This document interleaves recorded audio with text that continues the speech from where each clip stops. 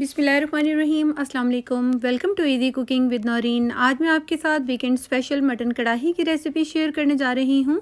इसे हम बिल्कुल उसी तरह बनाकर तैयार करेंगे जिस तरह किसी अच्छे और बड़े रेस्टोरेंट में झटपट से तैयार किया जाता है, जिसे हम बहुत ही मज़े ले लेकर खाते हैं। इसको हम बहुत ही सिंपल मसालों से मज़ेदार सा बनाकर तैयार करेंगे। बहुत ही मज़ेदार बनने वाला ये कढ़ाई गोश्त है। इसे अपने वीकेंड पे बनाइए और वीकेंड को खूब सारा एंजॉय कीजिए। घर वालों का दिल जीतिए। रोटी, चपाती, नान, गार्लिक नान या रोगनी नान से इसे सर्व कीजिए। रेसिपी अच्छी लगे तो इसे लाइक एंड शेयर करना कभी मत भूलिए। आइए अब हम अपनी रेसिपी को स्टार्ट करते हैं। यहाँ पर मैंने एक कढ़ाई में हाफ़ कप ऑयल डाला है। मैं यहाँ पर आधा किलो गोश्त से ये कढ़ाई गोश्त बना रही हूँ, तो उसके लिए मैंने आधा कप ऑयल लिया है।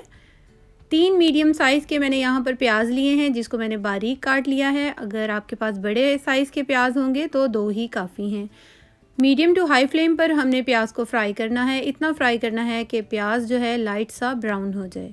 जब प्याज लाइट सा ब्राउन हो जाएगा, 2 से 3 मिनट लगे हैं इसको फ्राई होते हुए। अब हम इसके अंदर गोश्त ऐड करेंगे। गोश्त को अच्छी तरह से धोने के बाद मैंने खुश्क कर लिया था। इसके बाद हम गोश्त को ऐड करेंगे। आधा किलो ये गोश्त है। और अब हम इसके अंदर टमाटर को काट कर रख देंगे। मैंने यहाँ पर 3 अदद बड़े साइज़ के टमाटर लिए थे, जिसको मैंने दरमियान में से काट लिया है।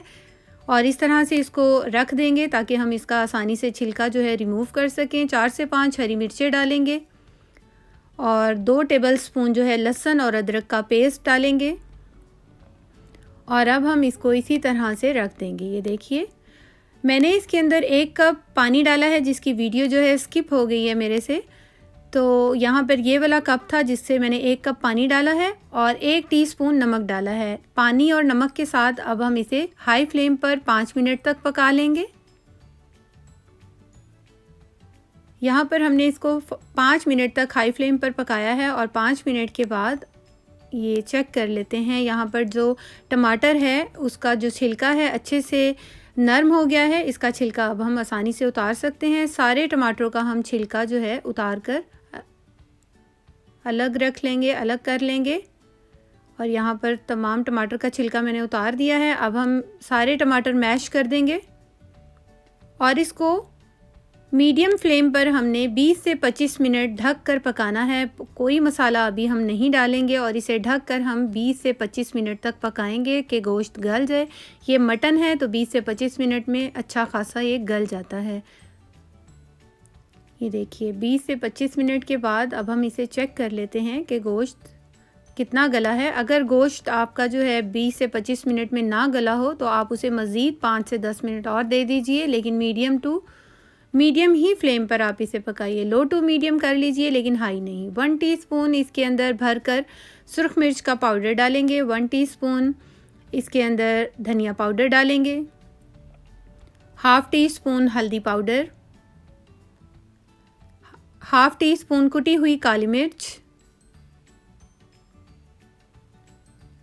और हाफ़ टी स्पून से थोड़ा सा ज़्यादा इसके अंदर मैंने पेपरिका पाउडर डाला है, जो कि इसके जो लुक है, इसका जो कलर है वो उससे बहुत अच्छा हो जाता है। पेपरिका पाउडर की कोई तेज़ी नहीं होती। और 1 टीस्पून भुना हुआ और कुटा हुआ ज़ीरा डालेंगे। नमक हम पहले ही डाल चुके हैं। और अब हम इसके अंदर 1.5 टेबल स्पून कढ़ाई गोश्त का मसाला डालेंगे। ये होममेड है कढ़ाई गोश्त का मसाला, अगर आप चाहें तो किसी भी ब्रांड का डाल लीजिए। अच्छी तरह से मिक्स कर देंगे और 2 से 3 मिनट इन मसालों को हम पकाएंगे गोश्त के साथ। हमने मीडियम टू हाई फ्लेम पर पकाना है।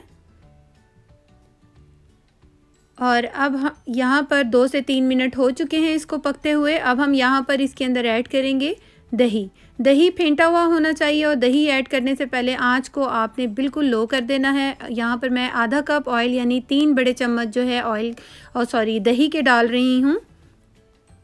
दही को अच्छी तरह से मिक्स कर देंगे और अब हम मीडियम टू हाई फ्लेम पर ही दही के साथ गोश्त की बहुत अच्छे तरीके से 8 से 10 मिनट के लिए हम इसकी भुनाई करेंगे। चम्मच को चलाते हुए हमने भुनाई करनी है, जिससे बहुत ही अच्छी ग्रेवी बन जाएगी जितनी आपको चाहिए।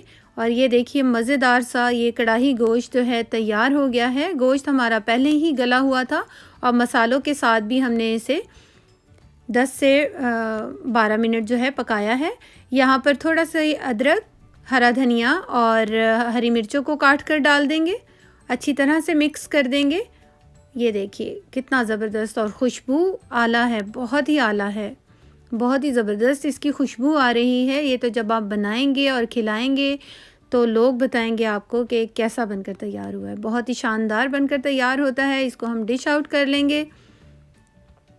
इसको आप गार्लिक नान, चपाती, तंदूरी रोटी, रोगनी नान, इवन सादा चावलों के साथ भी सर्व करेंगे तो बहुत ही ज़बरदस्त लगता है ये, और सभी इसको बहुत शौक़ से खाते हैं। होपफुली आपको मेरी ये रेसिपी ज़रूर पसंद आई होगी। रेसिपी अच्छी लगी हो तो इसे लाइक एंड शेयर करना कभी मत भूलिएगा। Thanks for watching. अल्लाह हाफिज़।